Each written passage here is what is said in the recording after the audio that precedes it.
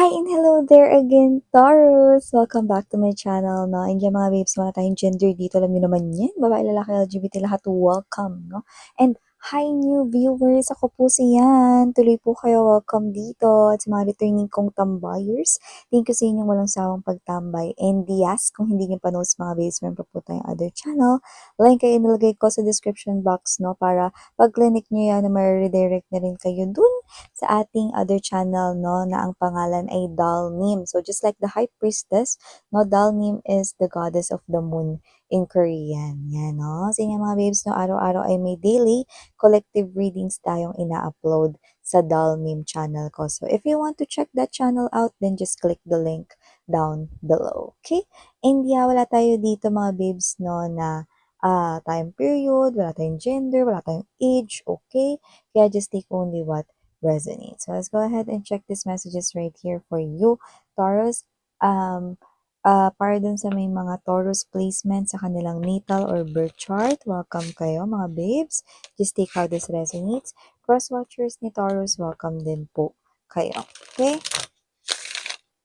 Everybody may free will kayo ha, na free nyong gamitin anytime, anywhere. So let's see what do we have here for Taurus. Thank you so much, Archangel Michael, angels and guides, and ancestors of Taurus. Can we get messages for Taurus, please? What does Taurus needs to know? Can you please show me? Taurus. Taurus.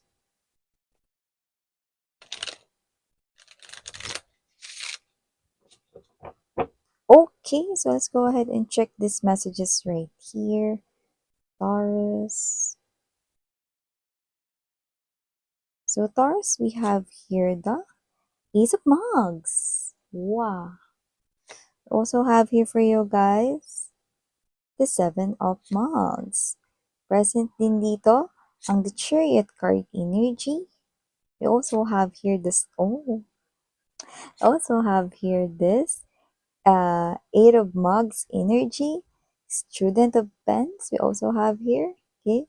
And at the bottom of the deck, we've got the Four of Pens, Nurturer of Pens, and there's this Nine of Pens energy. Okay? So, nakikita ko dito ha, mukhang meron dito sa trabaho, no? Maaring kayo ito, pero pwede rin naman mga babes, no, na magkapalit-palit yung roles. No? So, nakita ko dito na maaring mainis kayo dito sa isang co-worker ninyo, mga babes. So, dahil parang patamad-tamad siya, kailangan nyo na ng parang output ng ginagawa or gagawin niya dito, no? And I think binigyan mo na ng deadline itong person na 'to 'no, sa kanyang pagpasa ng kanyang work 'no, para makapagsimula ka na ring gumalaw at gumawa ng trabaho mo rito 'no. Pero maaaring this person here magti-trigger ito sa inyo 'no, ng pagkabwisit. Sino ba namang hindi mabibwisit 'no, lalo na kapagka, grupo kayo or kayo ay parang train 'no. Sa trabaho 'di ba, hindi mo pa process na accountancy kapagka meron pang kulang na mga parang kunwari example lang yun, may mga kulang pa na mga, liquidation papers, kulang pa yung mga receipts 'no, may mga gano'n 'di ba, paano pa-process yun? So, may gano'ng klase ng energy, parang ikaw hindi mo magawa yung trabaho mo dahil may patamad-tamad kang katrabaho at maaaring itong mga babes 'no ay mag-triggered 'no, dahil alam mo mahaba ang pasensya ni Taurus 'no. Pero kapag paulit-ulit na, nakakaikli ng pasensya, 'di ba? Kaya nakikita natin dito na kung sino man 'tong katrabaho ninyo 'no, oo may pinagdadaanan siya rito 'no, pero dapat huwag niyang dalhin sa trabaho, yung personal niyang pinagdadaanan 'no. So nakikita ko dito mga babes 'no, na maaaring meron ditong situation kung saan possible na maapektuhan ang work mo dahil meron ditong patamad-tamad or maaaring iniisip mo or nagwo-worry ka 'no, na baka maapektuhan yung trabaho mo or madami ka, mapagalitan ka ng boss mo or ng manager ninyo or kung sino man yung in charge sa'yo 'no, na higher rank, okay, just because of this person na patamad-tamad, tama?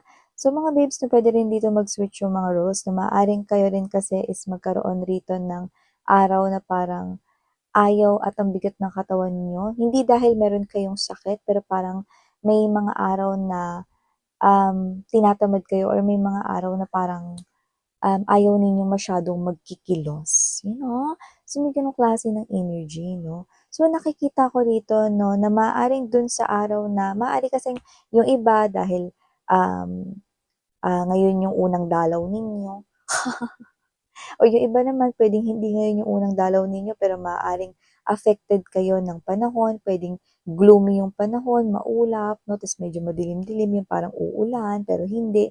Yung iba naman 'no, 'pag umuulan parang nakakaramdam kayo ng pagkatamad 'no. So, may mga gano'ng situation, naiintindihan ko kayo. Kasi ganyan din ako minsan 'no. So, kunyari 'pag umuulan 'no, tatamarin kayo rito na kumilos, parang gusto niyo umabsent 'no. Pero nakikita ko rito na posible kasi na mapagalitan kayo rito or kailangan rito ng urgent na paggalaw or action ninyo sa trabaho or related sa inyong pinansyal or kung negosyo man 'to, gano'n din 'no. So, nakikita ko rito na posibleng maging, blockage 'yun dito 'no, ng inyo ritong, um situation na kinakaharap 'no, sa iyong career, job, or sa inyong work 'no. So, 'yan yung nakikita natin dito. Okay. So, ang ginagawa ko 'pag ganyan mga babes 'no, dahil paborito ko yung kape, nagkakape lang ako 'no, or bumibili ako ng favorite food ko, yung comfort food ko para ma-uplift yung spirit ko para hindi ako tamarin, So, aside sa paglalagay ng toothpick sa mga mata niyo,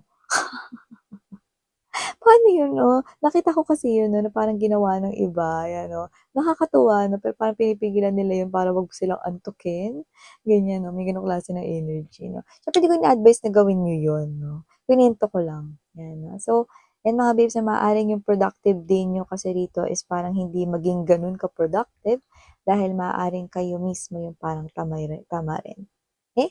So, maliban diyan 'no, Taurus, nakita rin ako ng energy rito ng new love approaching you guys 'no, at maaaring itong person na 'to 'no is someone na makasama mo na 'no sa pag-travel. I'm getting that vibe of trend 'no, like it's a journey, it's a new journey and it is one of the change na mangyayari sa buhay mo, and this is a man and a woman na mag-o-offer sa inyo ng full cup of coffee, mug of coffee 'no. Dito kasi mug of coffee dito is yung love 'no, ang taas niyan 'no, parang tumbler na, parang pitchil na 'no. And whoever this energy is, you could be mirroring each other's, situations, parehong maaring pinagdaanan ninyo ang almost similar na situation sa life ninyo. So, possible or high chance na kayong dalawa ay twin flame at nakikita ko rito ang partnership pagka kayo ay nagkakilala na. So, nakikita ko na magiging komportable and you will be each other's comfort, 'no? So, pwede kayong mag-rely sa kanya if you want kasi hindi siya mangiiwan ever. At pwede rin siya mag-rely sa'yo if he or she wants dahil hindi naman kayo lalaho, 'no, sa kanyang piling. Both of you are faithful individuals. Wow! Wow, 'no? So, nakikita ko dito that you will be happy, 'no, sa piling ng isa't isa and yung mga tao sa paligid ninyo will be supportive.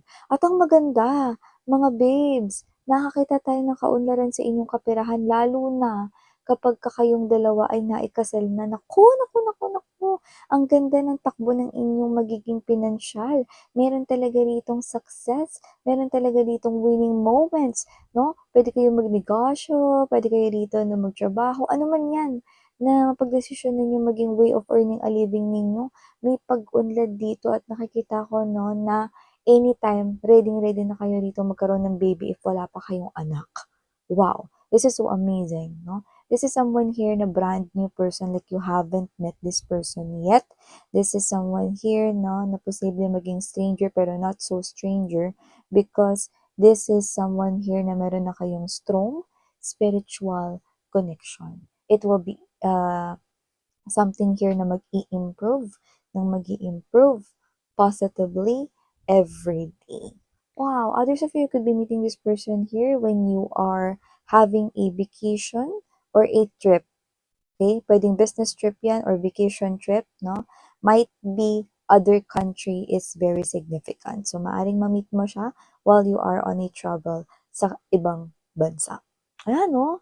So, yung iba doesn't have to be na yun pero kasi strong clue yun. So, ibig sabihin 'no, kung ikaw 'to na may travel ka papunta sa ibang bansa or nagta-travel ka sa ibang bansa or you are, wanting to visit 'no, other country din, hmm, there's a big chance 'no, na isa ka sa tinutukoy dito, Taurus. Okay. So, maliban diyan sweetheart, mukhang meron dito ang hinahanap kayo at mukhang matagal na kayong hinahanap. Parang nakailang, galugod na siya sa sulok ng mundo. Eto si backpack boy or si backpack girl, wala tayong gender dito, LGBTQs. Pero mukhang gising na 'to sa katotohanan, nakalagok na siya ng 8 tasa, hindi nga tasa, 8 mug ng coffee. Gising na siya dito and for some reason possible na mahilig itong mag-color ng hair. Doesn't have to be na violet ha or, nagta-try ng mga parang mga vibrant colors pero puwedeng na-try niya na yun once or twice. Pero maaaring siya yung nagko-color ng hair kasi posibleng tinatakpan niya yung kanyang gray hair or yung white hairs niya 'no, but doesn't have to be na vibrant yung color. Puwede rin naman na yung roots lang yung pinapakulayan niya rito or tinatakpan yung kanyang white hair 'no. So, white hair doesn't have to be na matanda na ba yun, miss yun or whatever. Meron din kasi mga babes na 'pag stress ka may white hairs ka, kahit bata ka pa 'no or nasa genes ng family, puwede rin kahit bata pa, you know. So, kung sino man siya regardless ng kulay ng buhok niya rito 'no or whatever, this person here is searching and looking for you. Puwedeng lumipat na kasi kayo ng bahay, ng tirahan. Puwede rin kasi mga babes 'no, na puwedeng nag-iba na rin kayo ng trabaho, dun niya lang kayo napupuntahan dati. So, possible din. Kaya meron ditong paghahanap. Kung sino man siya, yeah, nakukuha ko na energy yan ng ex ninyo. Pero may mga energies din ako nakukuha rito 'no, na kung sino man siya, possible na may gusto yan sa inyo pero never naging kayo. Wow! That's a lot 'no? So, maliban diyan nakakita rin tayo dito Taurus 'no, na possible na meron ka rito na parang aaralin, gagawin slowly 'no, iintindihin 'no. So, nakikita ko rito na pagbubuhusan mo 'to ng panahon, tuloy-tuloy mo 'yan na pagbubuhusan ng panahon. Ka ng interes at magpe-place ka ng efforts 'no, para diyan sa puwedeng bagong kaalaman na 'yan, puwede ring bagong interes 'yan, bagong hobbies or whatever, bagong pagkakakitaan 'no. So, nakikita ko yung maganda 'no, na mangyayari diyan sa iyong pinagkakaabalahan 'no. Kasi si Taurus naman kasi 'no, is someone na although sometimes nadi-distract 'no, pero once na mag-focus 'yan, dahil interesado sa isang bagay 'no, nandodo'n na at magkakaroon na sunod yung pagmamahal do'n sa ginagawa.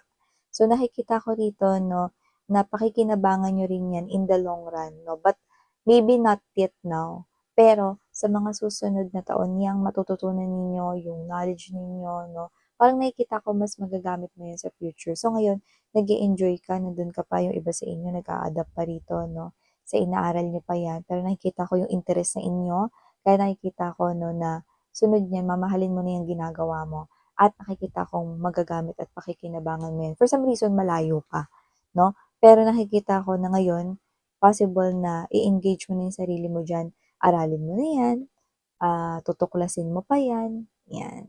Okay, so I'm seeing you engaging your time 'no, into something here, okay. So, maliban diyan nakita rin ako ng energy rito 'no, na meron ditong hindi makatulog na may utang sa'yo, 'yan.